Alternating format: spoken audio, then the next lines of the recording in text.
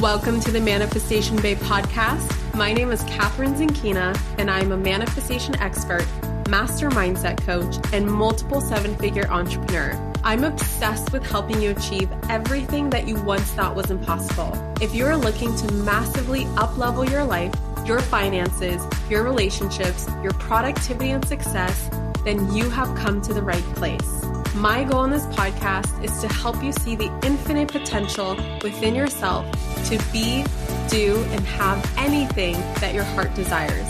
Think of this podcast as your weekly dose of mindset development to help you maximize who you are and where you're going. Leave it to me to provide you with the tools, the resources, the strategies, and teachings that you need to manifest a reality wilder than your wildest dreams. I know we're about to have so much fun together, so thank you so much for pushing play today. And now let's begin. Hello, my gorgeous souls, and welcome back to the Manifestation Babe podcast. Today's guest, who just so happens to be one of my really, really good friends, is Jill Stanton. You may know her from the incredible brand Screw the 9 to 5. Jill and I talk all things alignment in this episode, and I absolutely love this conversation that we have because it shows that no matter how scary it might be, sometimes you just have to say, fuck it, delete everything, and start over. It is so good. And of course, I had to bring up talking about motherhood with Jill because it's something that she inspired me so much with as well. So there's a lot of amazing topics in here, and I'm so excited that you chose to download this episode today. For anyone who doesn't know who Jill is, Jill Stanton is the co-founder of Screw the 9 to 5, where she helps online coaches and course creators quit their jobs, start their businesses online, and get them past the $100,000 a year mark. Coined by Forbes as a destination for up-and-coming online entrepreneurs, Screw the 9 to 5 has inspired tens of thousands of new entrepreneurs to quit their jobs, build thriving businesses, and live lives of meaning and purpose. When she's not CEOing, she can be found hanging with her husband, Josh, who's amazing as well, and their little guy, Kai, who's also super amazing. Jill and I could literally talk for hours, and you guys are very lucky that this episode is not 3 hours long. So without further ado, let's dive into it. Jill, I cannot believe that after all these years of knowing you, you have not made it to the Manifestation Babe podcast yet. And I'm so freaking excited that you are here because I think that the stars finally aligned because we are going to get into some really, really good topics that I don't even know things about, like in terms of your story, in terms of things that we're going to talk about. I don't want to give it all away, of course. I just have some ideas. But yeah, Jill, how are you doing? I'm so excited to be here. I feel like when I first found you in 2018, it was through one of the biggest transitions in my life. And you just were such a bright light. Anyone who's in your universe knows that you are like the brightest light. So this is such a trip for me because I remember listening to so many of your episodes when I was going through like a serious transition. And it was just like, it brought me so much hope and just gave me so much permission. So I'm effing thrilled to be here and to dive into all the things. Oh, all the things. You know what's really funny? I don't even think I told you this, or maybe I did in the past, but I forgot. I remember hearing about Screw the 9 to 5 since I started my entrepreneurship journey. And I'm pretty sure I listened to a couple of interviews where you and Josh went on some podcasts and we're talking about, you know, screwing the 9 to 5 and like online business. And you guys were actually huge inspirations to me. It's just that I did not connect. Like I never saw your guys' faces because it was always, you know, your voices, but it's just so cool how we met at a time when both you and I were going through massive transitions in terms of like what is in alignment for us and our businesses, what isn't in alignment for us and our businesses, and how do we navigate that. And I'll never forget like connecting with you over you making such a huge decision that most people would go, are you kidding me? Like you would do that? You're crazy. How could you do that? It's making so much money, et cetera, et cetera. But before we go into what that decision was, can you just share, because I actually don't know this, or at least I don't remember, how did you get started? Like how did you create this incredible brand called Screw the 9 to 5? So I actually started off in web TV back in my 20s. I was modeling and trying to do like TV hosting in Toronto, just in like mainstream media. And then I had this idea to pitch this TV show called 20 something.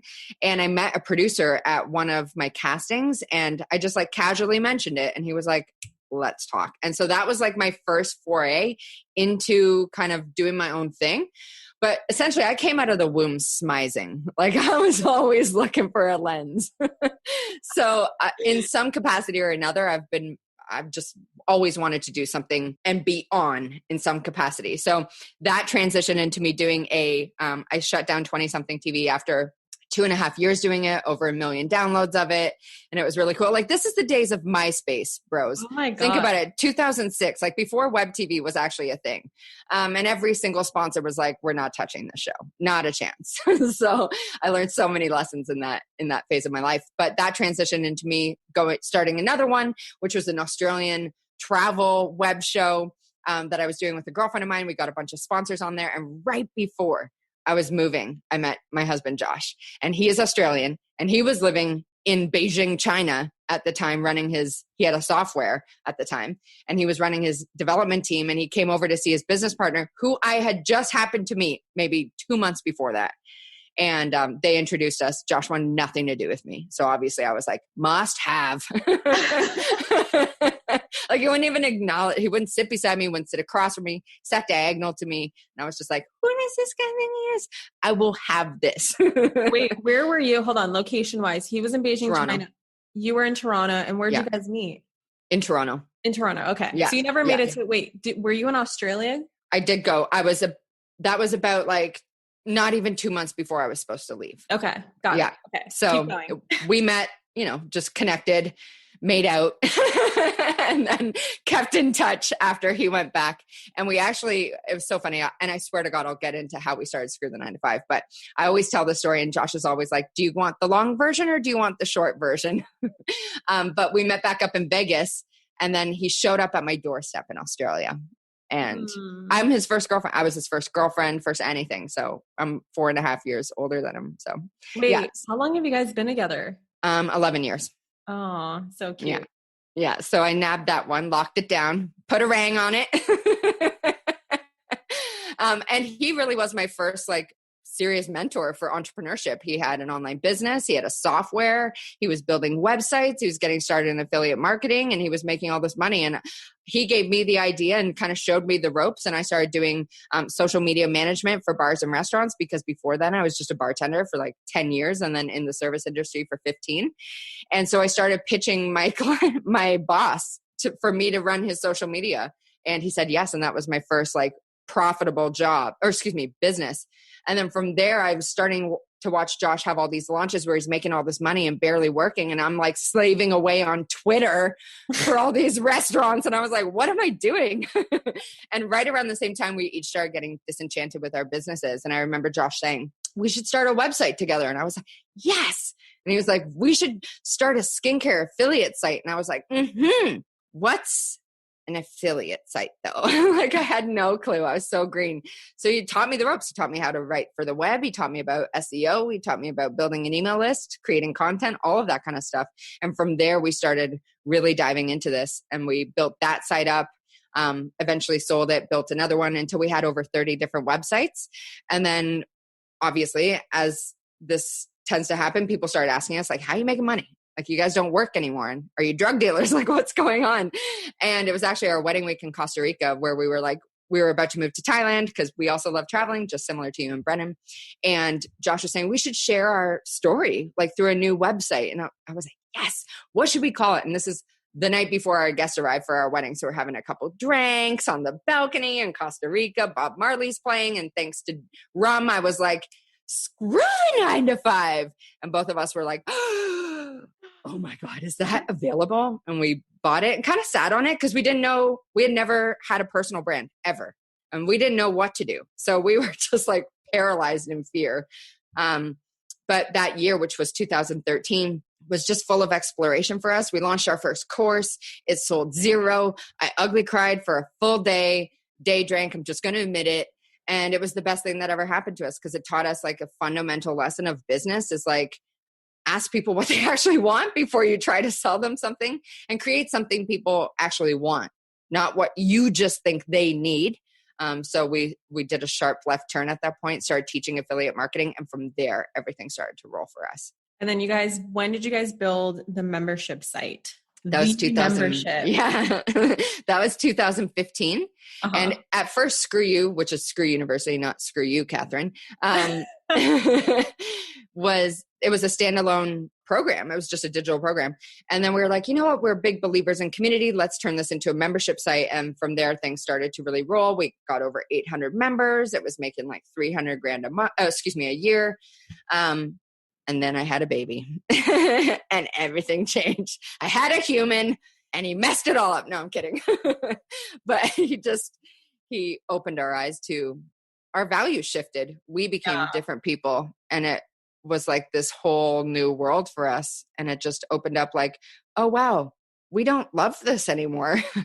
Because it was the first time we had ever taken time away from the business. Like, we had a very presence dependent business. Like, it was relying on us to be available to our members. And like, they were amazing humans. And I'm not saying it was on them at all. They were awesome. They called themselves Scramily. They threw us a baby shower. Like, they would come to all our events and our meetups. Like, they were the most amazing humans. Yeah. But the minute we took some time away, things just started feeling off for us. And we realized, like, we don't want to be at the mercy of people wanting our attention and our time and our feedback and our brains all hours of the day, 24/7, it felt like. And so that was a real struggle for us, because we weren't really self-aware.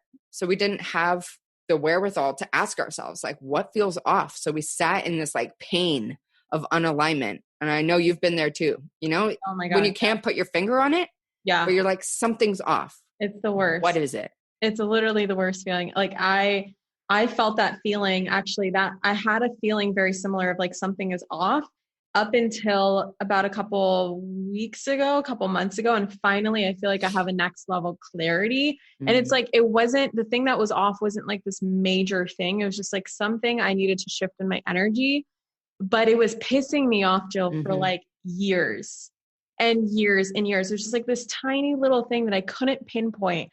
And when I finally shifted it, which I'll just share what it was. When I started Manifestation Babe, I embodied like this identity as like a coach and a teacher. And so I really put my focus on like, how do I become the best coach? How do I become the best teacher?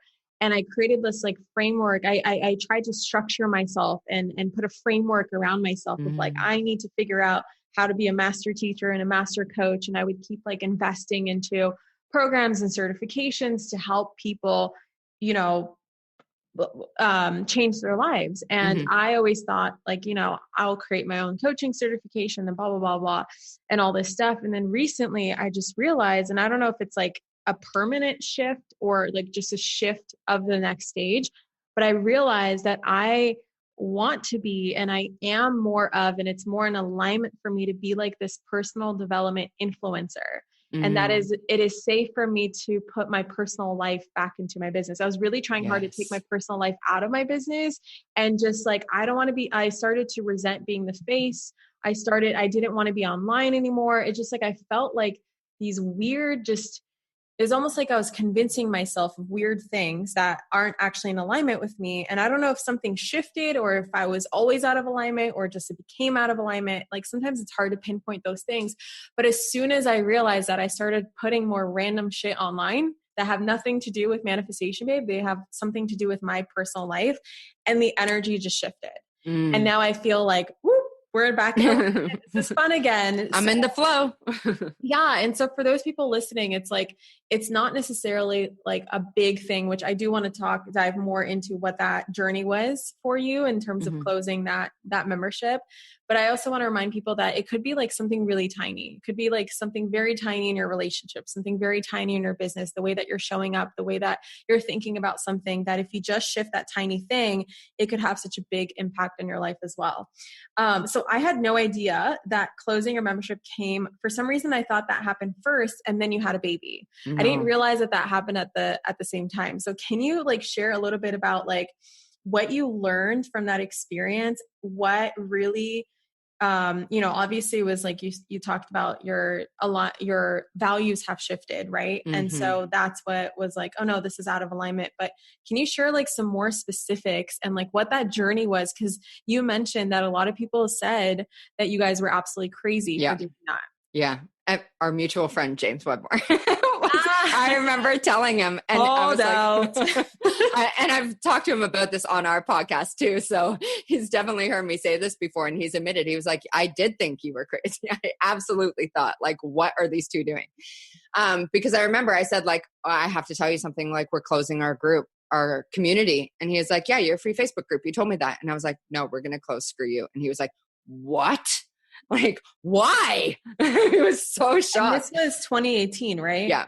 Okay. Yeah. So I had just left his mastermind because we had a human and I couldn't really travel that much. And so I remember that exact reaction. I remember talking to Chelsea afterwards and she's like, yeah, I'm not going to lie. We all thought you guys were a bit crazy for a minute, but I understand that because it came out of nowhere for so many people. Right? Yeah. Because when you have a good thing online, you don't always say to people, you know what, guys, I just kind of hate my business right now. Oh my God, so true. Because you don't want to sabotage your revenue because you're like, oh, well, I don't have a clear path as to how I would recoup that revenue. If I started talking about how much I hate serving this, not hate serving the community, but hate showing up and being a membership site owner, which is so ironic because we'll talk about the full circle moment as I say all this, but I felt scared to put that out there. I really started to hide in 2018 in like a big way. You barely saw me online unless I was doing our coaching calls and stuff like that. But even in how I started showing up for people was like very, like I was just over it. Like people would come onto the coaching calls and they would say the same thing. And I'd be like, are we still fucking talking about this? Like I was just not good coach. Yeah. I was not a good coach in that few months. And I realized I'm way out of integrity right now. Like we're way out of integrity and something is off. So it's on us to figure this out. Yeah. And so it was just a process of asking ourselves over and over for months. Catherine, we did not have clarity for like 5 months straight. It was like one of the darkest periods in my life. And I remember having this like full on emotional breakdown because I just felt so trapped and so scared. How am I going to take care of my son if we're about to like, if I hate this, like I want it to stop. And I feel so anchored to it, so tethered to it. And the money felt like an anchor to me. It felt like a prison to me because I was like, I don't even want the money right now because I hate this so much. How much was it generating? 300. Yeah, 332 a year around that. And like sometimes more, sometimes less, but that's pretty much the average. And so I didn't know what to do. But then after all these months of just asking ourselves over and over again, what do we want? What do we want? What do we really want though? And I don't know why all my big breakthroughs happen on a balcony with some form of alcohol, but we were on a balcony, on our balcony. And Josh just said, what business model have we really liked? And I was so jaded at that time. I was like, nothing. I hate it all. I want out. And he was like, no, we love affiliate marketing. And it was like heavens parted for me. An angel sang, right? Like it was like, because finally I could see the way out. And the minute we had that moment of clarity, it made all the months of like that pain of unalignment so worth it because we got to the breakthrough after the breakdown. Yeah. Right. And it's so funny because we had just hired a new community manager and a new integrator at that point. And we're like, guess what? We're going to shut down the membership. And this was in the beginning of July. And we told our members, so we didn't say anything until September because we were like, okay, are we actually going to shut this down? Like, how are we going to recoup our revenue? Like, how are we going to make money going forward? Like, what does that look like? All this kind of stuff. And so we told our members at our live event in September 2018, and we just owned it. We just said, like, we need to loop you in on what's been happening for us. And we talked about, you know, the power of clarity. And once you have it, you have to act on it. Otherwise, you either stay the same or fall behind.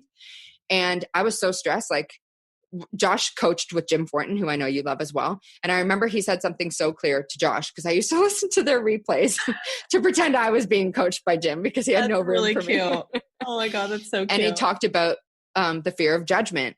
And it was like a smack in the face. That was the only reason I was scared to close this because again, our members called themselves Scramly. They hosted a baby shower for us. They would come to all our events, all our meetups. They would like sing our praise. They loved us. They like called us mom and dad. Like I was so nervous. I was so scared to let them down, right? Because I just felt like we had created this virtual family. And it was the only thing holding me back from actually admitting what I truly wanted.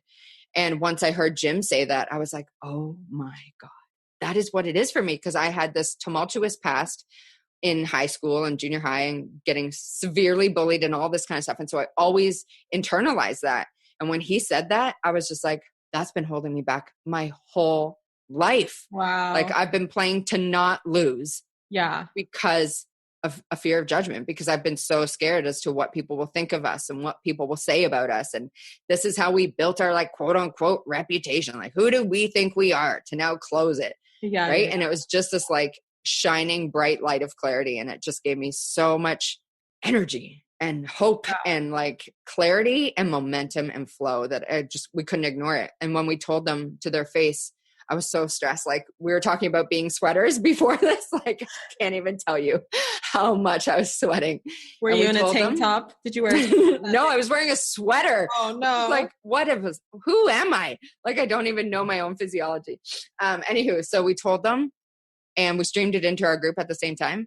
And it was nothing but supportive. Like someone stood up, people were crying and someone stood up like, I think this is one of those moments where mom and dad are telling us we have to leave the house. And just, it was so sweet.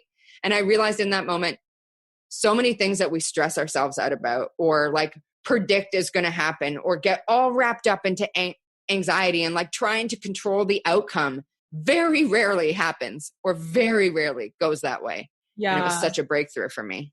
Yeah, I've noticed that, and I'm so glad you mentioned that because I've noticed that a big theme in my life and that I've seen in the people I've coached is that we often hold on to what's out of alignment for us because we're so afraid of being judged or we're so afraid of change in our lives and what that's going to look like and the uncertainty that's going to bring.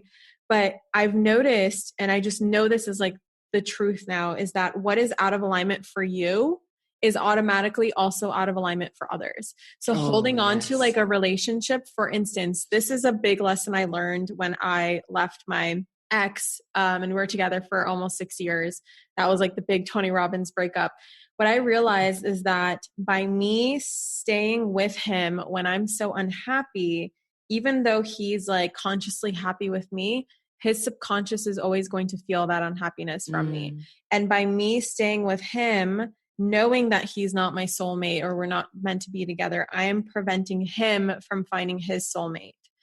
And so when you realize that what is out of alignment for you is also out of alignment for others, it just gives you this next level permission to be unapologetic with your decisions, knowing that as soon as you come back into alignment, you're also the people that you're serving or the people you're impacting, you are also guiding them to their alignment as well. And the question that comes out of this is, have the, what do you call them?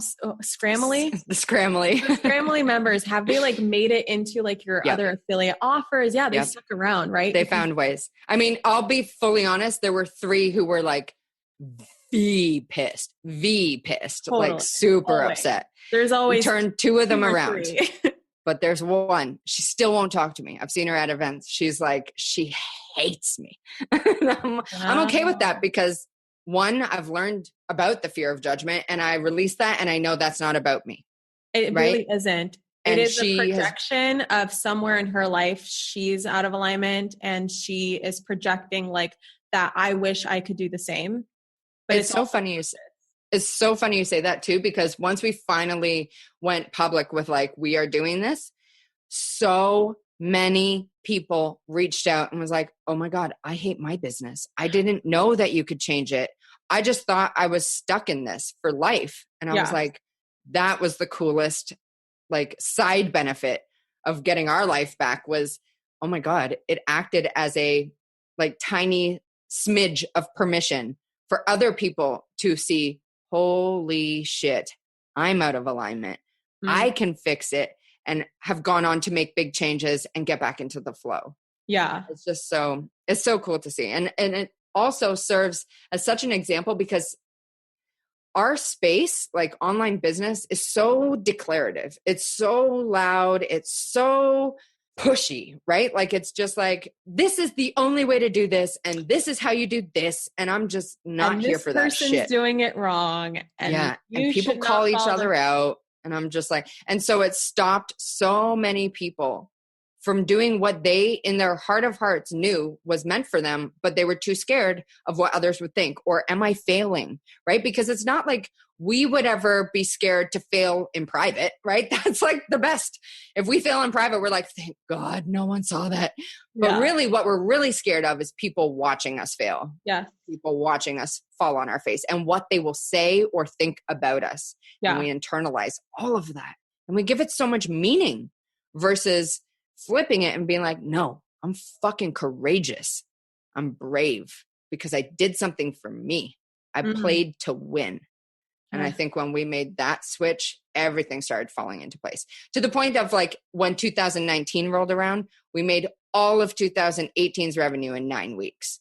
Because we just were like, we cleared out the old energy, right? That's so funny when that happens. Yeah, it was an eye opener for us. This thing that you hold on to is the thing that's preventing you from making that same money elsewhere or even more money elsewhere. It's just insane what we do.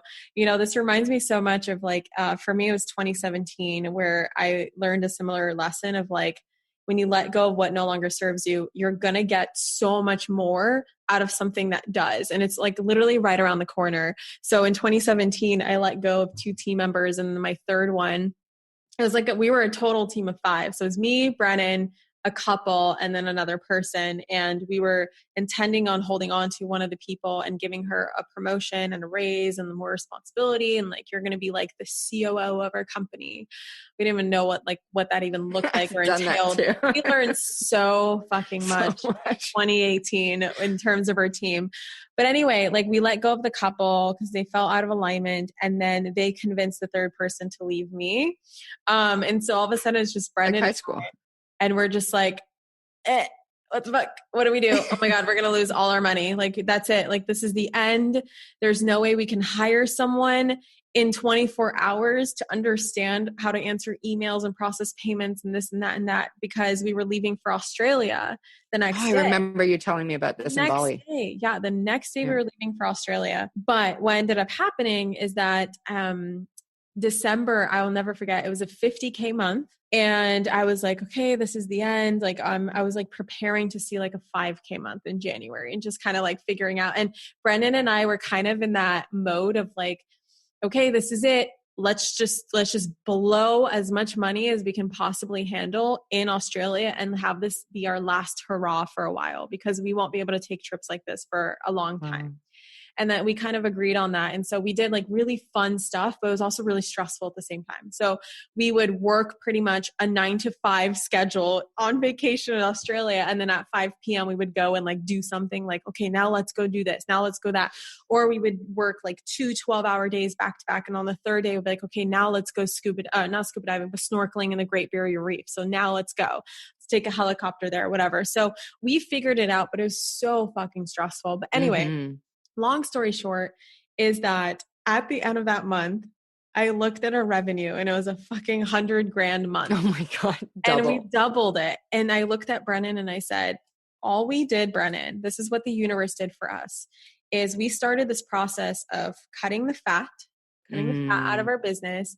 The universe found more fat. It cut it out for us because law of attraction, when you start, and I think this is a big warning for a lot of people when they start manifesting, but it's a great thing to happen. So trust me, there's nothing to be afraid of, is that when you start removing what no longer serves you, the universe is kind of like, oh, we're playing this game now. Awesome. Here's another thing. This doesn't. This is and gone. So that's why the third person got removed. So there's more fat. And then Brennan and I were the muscle. And so we looked at each other, and that's when we're like, okay, now it's time to hire more muscle. And we hired some fucking muscle that is still around.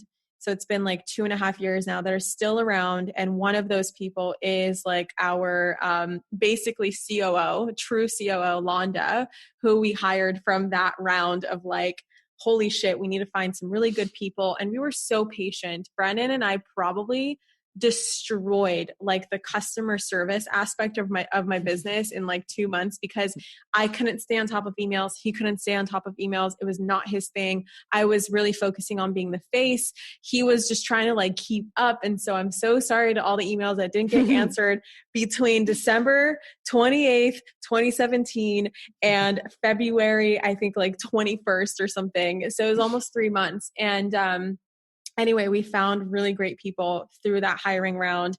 We were very patient with the process. We were just like, we knew what not to look for. We knew the warning signs. We knew the people that wouldn't be in alignment with our business. So it brought nothing but incredible things. And it's helped us grow so much. And so I'm so, so grateful for those moments where you're like in panic, but then you realize that everything is literally going to be so much better on the other side. It's so freaky how similar our story is because we scrapped our entire team at the end, right? Like we're like, let's just shed everything because we don't need a community manager anymore. We don't need an integrator. We closed everything except our social media, our podcast, and our email list. We scrapped everything. Our membership, our standalone programs, a new program we cut everything. Oh my God. Every single thing. And so we scrapped our entire team because we didn't need it. And we started lean and mean, just Josh and I and our podcast editor. And I so vibe with you when you say that, because then we got mad intentional because it was just him and I against the world. We went to Bali, which is where we met up with you and Brennan. And we were just in this rebuild phase. And it was all like what we wanted to create now. Wait, that Bali trip was like recent to that. Oh my God. Yeah, because that was at the beginning of 2019. That was also the last time I saw you, right? In person. No, I saw you in Chicago. Oh, Chicago. But that was only like a couple. Wait, was that last year? Like a year and a bit ago. No, that was last year. Okay. Have I not seen you? Oh, yeah. How would I have seen you this year? That's not a thing this year. Yeah, it's not a thing. Seeing friends is not a thing. You don't hang out in 2020. 2020 is the year of isolation. Wow. I want to hang out so bad though.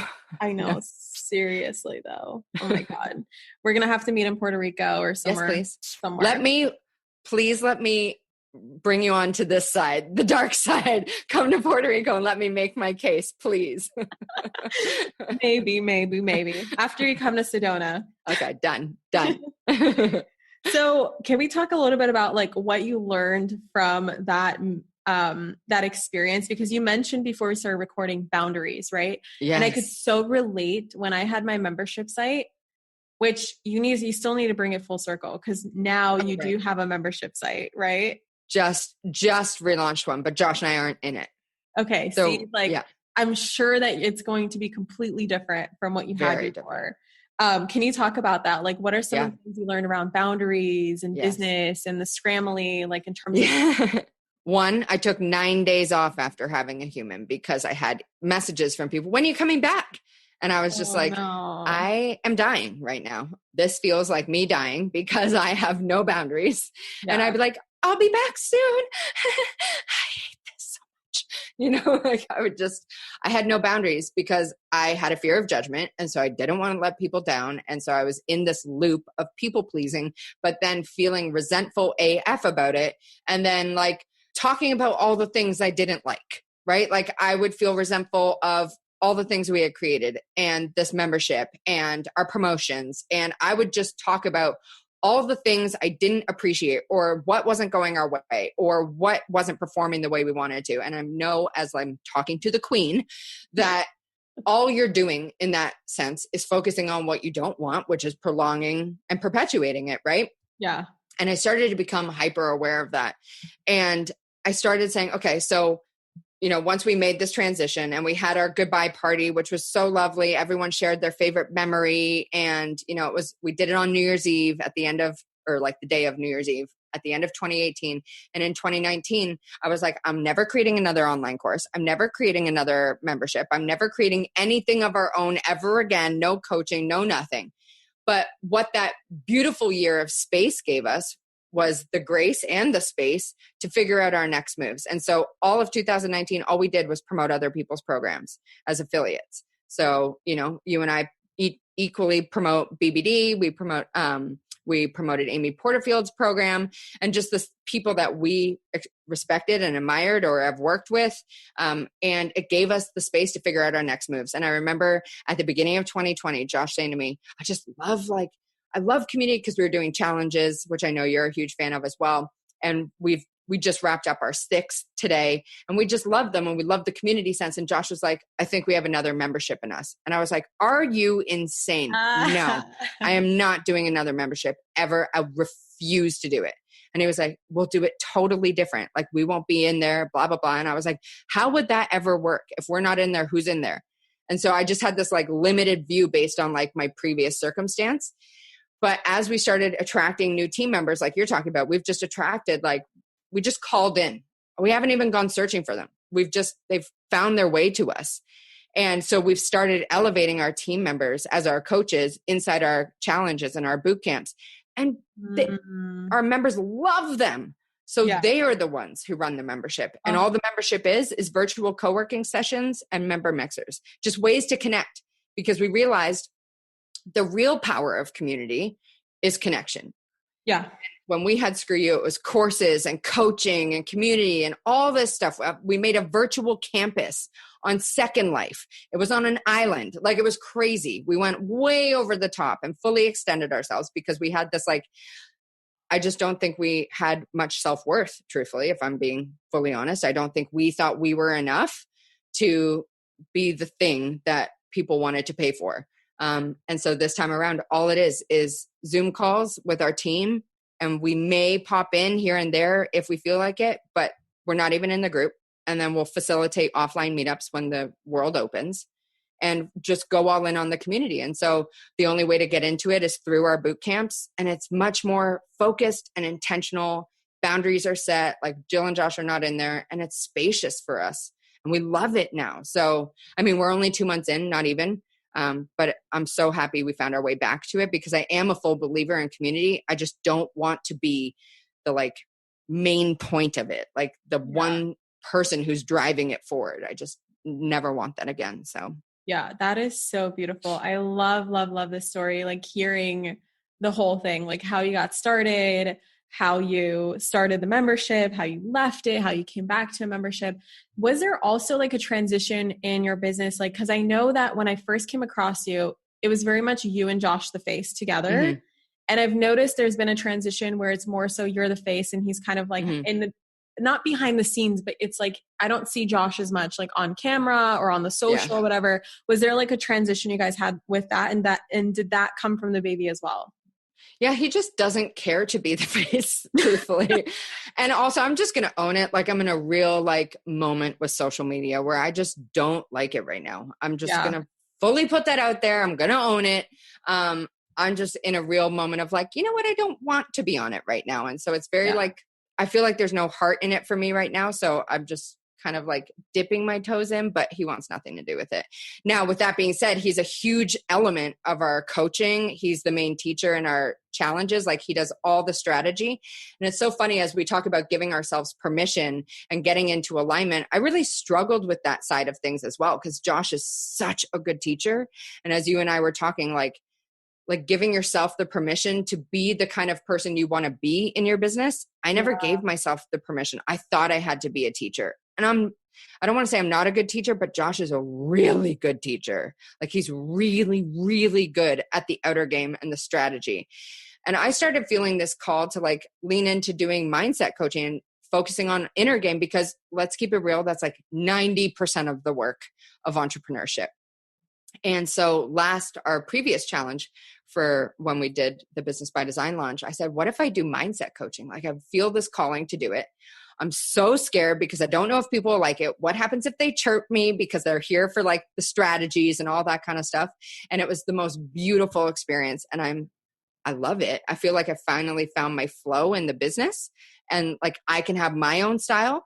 Because for so long, I told myself this story, and I'm sure people can resonate with this. Like you tell yourself that I don't have any business doing this because I'm like not a full pro on this yet. Like I only have a 10% edge. But I started leaning into that 10% edge and just saying, I don't know everything there is to know, but I want to serve from where I'm at right now and share what I've learned to get myself out of that deep, dark hole I was in. And like the mindset techniques I've had to adopt, or the beliefs I've had to adopt, because I think so often we overlook the fact that we become what we believe. Mm-hmm. And what we think and what we say is what we create. And so I realized like, I definitely have content to share around there. And I come to life when I get to talk about it. And so I just owned it. My first session was like, I'm scared shitless to be doing this. I've never run my own thing in our business ever in 7 years. I've never taught something by myself. And I always had this story of like, I'm not a good teacher. I'm not good enough. I should not be doing it by myself. Josh is the teacher, blah, blah, blah. And it held me back for so long. And so allowing myself that permission just opened up this new level of alignment for me and flow. And I was talking to our team today, like, what could this look like for me? Like, I still want to always do the screw, of course, but I just feel like there's something else for me where I can like lean into this and talk about what I love and have this side to the business as well, which is pure inner game. No talking about why your funnel's not converting or fucking Facebook ads or anything like that. It's just like, let's talk about the disempowering shit you're thinking about yourself right now and upgrade it so you feel better. And it's just like, God. I'm so excited about it. I seriously love this conversation because I can so relate to this in the way that for so long, I created this identity where I felt very like locked into Manifestation Babe. And it's like everything has to be under the umbrella of teaching people how to manifest. And that's because that's what made me successful. And so I felt here's the thing, guys, is like also when you become successful, there's a whole nother layer of things that you need to figure out, because once you become successful, sometimes you start believing that that's the only way to be successful, because if there's one way that worked for you, you start to believe that that's the only thing that's going to work for you. And I fell into this trap where I felt like I had to do everything under the umbrella of Manifestation Babe. And even in 2018, like beginning of 2018, I remember I would stare out my studio window every now and then, like in the midst of like working, I'll just kind of like take a break and look out the window. And I would get this constant download of this message that I would hear inside it would always come in through my right ear. And it would say, there is more out there for you.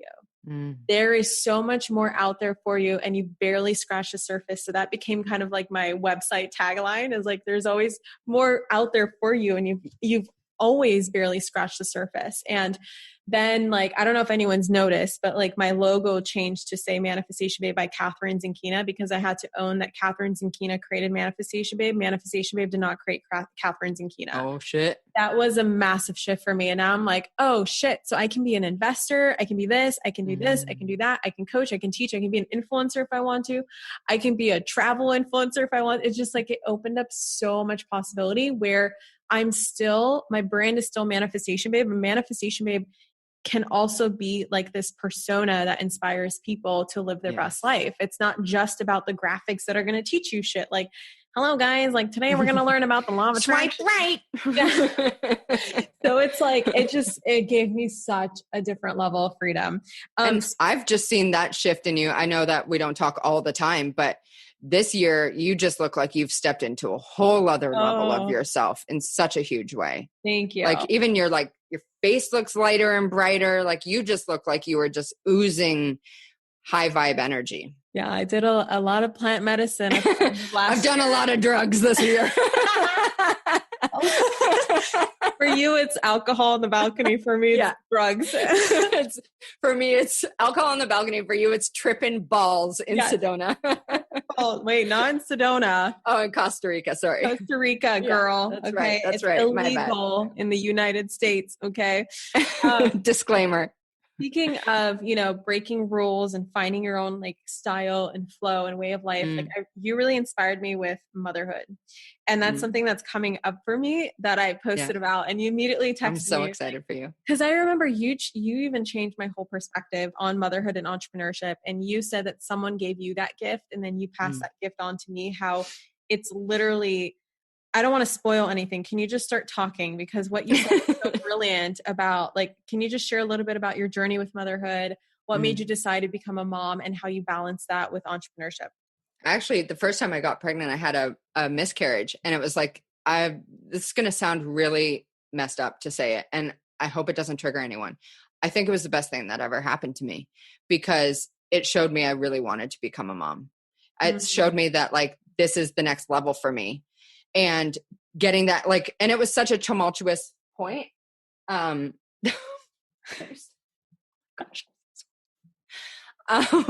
I'm so sorry. My husband just came into the room, threw me right off. I'm so sorry. I am not cutting that out because it just shows you literally like balancing motherhood and entrepreneurship, balancing a husband and a business. Oh, man. That's perfect. Dude, it has taught me a whole new level of grace and flow. I'll tell you that much. But yeah, going back to it. And I remember it was quite a like tumultuous miscarriage. And I said to Josh, I don't even want to talk about having babies again for a long time. Don't talk to me about it for at least 6 months. 4 months later, he's like, so do you think we should have a baby? It's like, but I had one of the most synced up, like I am one with the universe moments when we had come back from Carmel, California. We had attended an event called Mastermind Talks. And I came back and we were living in Vancouver, BC at the time. And I had this like beautiful corner suite with like mountains, ocean, like sunset. It was just my dream view. And I just had this moment where I looked at like the ocean and I was like, I'm so ready. And I had this like chills moment, like full body shivers. And it was like, you're ready. And I got pregnant on that trip. Wow. It was so it was like, it was almost like it happened. Like he was meant to be for me. And then my birth experience, I was so stressed about because everyone tells you the worst stuff about birth. They don't tell you the good things, right? And so I was very wrapped up in stress around that. And like, will I be able to do it? Is this going to be the worst thing ever? Blah, blah, blah, blah, blah. I had the most impactful experience of my entire life. And I had another one of those moments where it was like just a pure, like I've never been more present in my life. And this TMI, just warning, TMI. I was on my final push and I just like took a minute to catch my breath.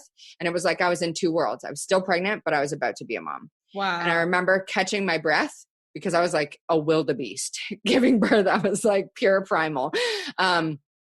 And I caught my breath and it was just this pure moment of presence where I just felt so connected to him. And in the next push, he was born and he didn't cry. He just looked at me and just like stared up at me and just, he was so sweet. And it changed my life in the most impactful, most beautiful way.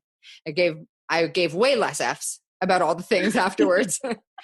It just opens, like you think you can love your hubby, of course, but you can't even realize how much you can love someone. And I would just look at him and I would just be like, you are the best thing that's ever happened to me. And I barely know you, but I feel like I've known you all my life.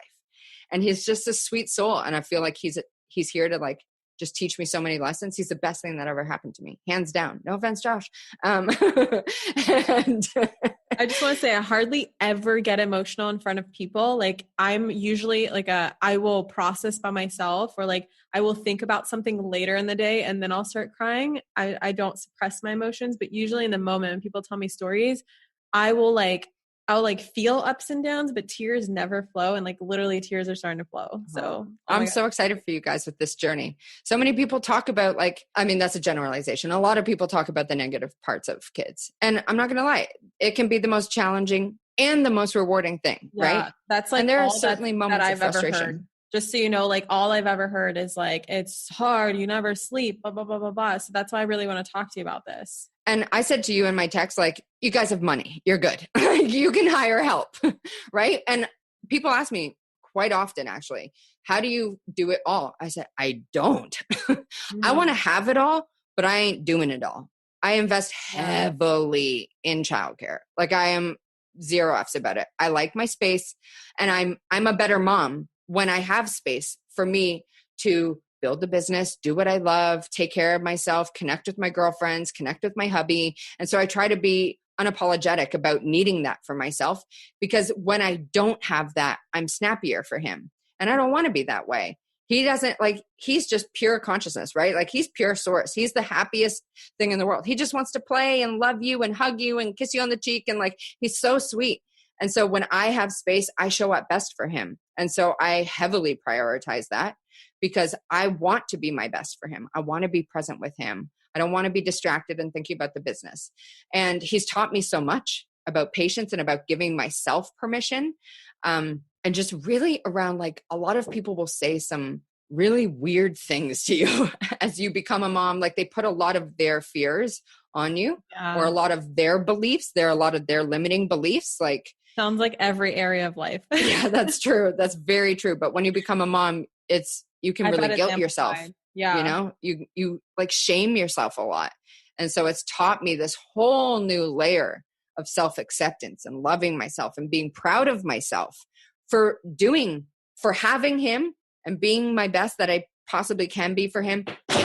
Whoops. And building my business and stepping into a new level of myself as well. Like leaning into doing my inner game coaching and becoming better in that area and being a better leader and a better friend and a better partner to Josh and all that kind of stuff. So my favorite thing I ever heard was babies bring abundance.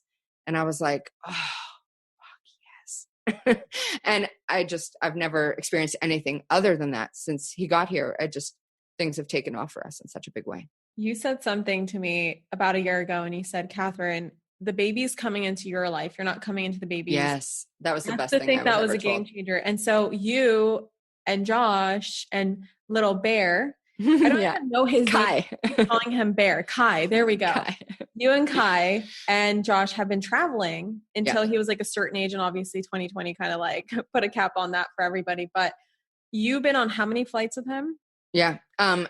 Before he was even 2, he was on 19 flights. And so he's been to all over Canada, Bali, Australia, no, not New Zealand, but all over the States, Puerto Rico, Europe, like all this kind of like, I don't want to not live my life the way I want to live it just because we have a kid. So many people think you need to settle down and like they need to get into a good school and all of this kind of stuff, right? But that's so limited. Right. At least not in the beginning. Like you can hire badass nannies or badass teachers, you know, like there's resources out there. And please, we're in the year that like is the domino to get everyone online. So there's a whole new slew of resources for parents. But my whole point is the quote you're talking about is they're joining your life. You're not joining theirs. They will never know any different if you raise them this way as world travelers, as resilient little humans who know different cultures and different skin types and different languages and different people and different customs and different countries and different food and different vibes. You know, like I want him to know that. I don't want him to be so like shielded and just in his little hub. You know, I just want him to be this worldly little boy who is resilient and social and accepting and generous and encouraging and empathetic. Like those are my hopes for him.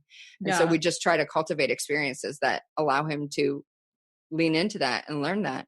I love that. I definitely want to implement the same. Like I don't see us not traveling. I don't see us truly settling down.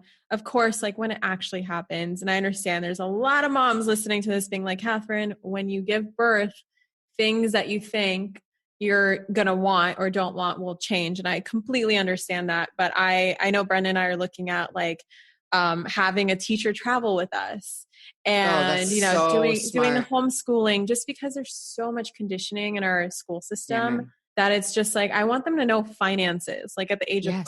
Okay. Like what is the value of money? How do you pay for things? How do you earn money? Like all that stuff that I wish I learned and had to learn at like 22, 23, you know what I mean? Like that just doesn't make any sense. So, can you even imagine learning self-awareness in school or like money mindset or anything about consciousness? Like I can't wait to teach him that stuff. I know. And actually another reason I'm going to sell you on Puerto Rico is my girlfriend Heidi is starting a totally different type of school that prioritizes consciousness and sustainability and entrepreneurship and innovation and self-awareness and like all of these new concepts that aren't in traditional education. And when she was telling me about it, I was so obnoxious probably. I was like, you can stop talking, I'm in. Like, yeah, seriously. Sign me up. When can you join? Because there are people who are changing the game for entrepreneurship, for education for our kids. And so I absolutely think there are resources out there and that will continue to come out that facilitate and foster that kind of vibe for our kids so that they're not learning about like War of fucking 1812, which have like no bearing on our current society. It's just literally, what comes up for me is I've been thinking a lot about like teachers in 2020 and the whole virtual schooling thing. And I see a lot of teachers finally earning what they deserve to earn. I see a lot of teachers becoming millionaires by having parents pay them to teach their kids shit that actually applies to the real world. And I noticed, I've been talking to James about this, and he said a lot of teachers in BBD are fucking killing it right now. They're literally earning 7 figures because they have recognized that, through a lot of things that have been unveiled in 2020, like what kids learn in school is not going to prepare them for real life. It's, just BS, right? A lot of it. And so how can we, and like parents don't want to homeschool their own kids. Hell no. No. I cannot imagine trying to run a business, and like props to you moms. If you're homeschooling and running a business and raising your kids, and you're a single mom, oh my God, you are a superhero. I can only imagine. So props to you guys. Jill, this has been an amazing conversation. I know you and I can talk for like 3 fucking hours. We do it all the time, every time we talk. But for those that don't know where to find you, can you share what your Instagram is? Or I don't know if you want people to go to Instagram. No, I'm like, that's probably not the best one. But like, where can people find you? Yeah. Where can people join your membership, your community, and all that good stuff? Well, the easiest way to kind of like get connected with us, I would say, would probably be our podcast. So that's over at thescrewshow.com. Sounds like porn, but it's not. It's business. The Screw Show. I love it. thescrewshow.com, or just come on over to our website, which is screwthe9to5.com, all spelt out, no numbers. And thank you. One thing I wanted to share with you, I remember when I first found you in 2018 during this transition in my life, and you said something that has changed my whole world. I'm not even messing with you. What? And you were talking about the power of when you first become conscious that you are awake, choose your first thought. And I was like, that's a game changer. And so for almost every single day since then, which was like, I think it was like June 2018 or maybe July 2018, I've been doing that every morning. And I'm the type of chick who gets everything she wants. Wow. And it like turned my whole vibe around. And so I learned that from you, and it was so fundamental. It has been so fundamental in my life. And I've like tried to tell as many people as I can. You know what I learned from Catherine from Manifestation Babe is choose your first thought, all the things. So thank you for just always creating such great content and helping your audience in such a huge way. I just love you. I love you so much. I am so excited for everything you have going on. I'm so excited for this new membership that is in alignment with you. I cannot wait to talk more stuff about motherhood with you, because that chapter isn't not coming this year, guys, but like maybe next year. It's coming. Oh, who knows? It's never going to come. Like, you ain't going to be perfectly ready for it. It'll come when it's supposed to come. That soul is coming your way. So freaking true. Well, thank you so much for coming onto the podcast. Finally, I know that I was on your show like 6 months ago, and I was like, Jill, you have to come on my show. And then I don't know what happened. We just like the months zoomed by, and I'm like, Jill. 2020 happened. 2020 happened. It's almost over, guys. It's almost over. But thank you so much. And for the rest of you listening, I will catch you all in the next episode. Mwah. Bye. Thank you so much for tuning into today's episode. If you absolutely loved what you heard today, be sure to share it with me by leaving a review on iTunes so that I can keep the good stuff coming your way. If you aren't already following me on social media, come soak up the extra inspiration on Instagram by following @ManifestationBabe or visiting my website at manifestationbabe.com. I love and adore you so much and can't wait to connect with you in the next episode. In the meantime, go out there and manifest some magic.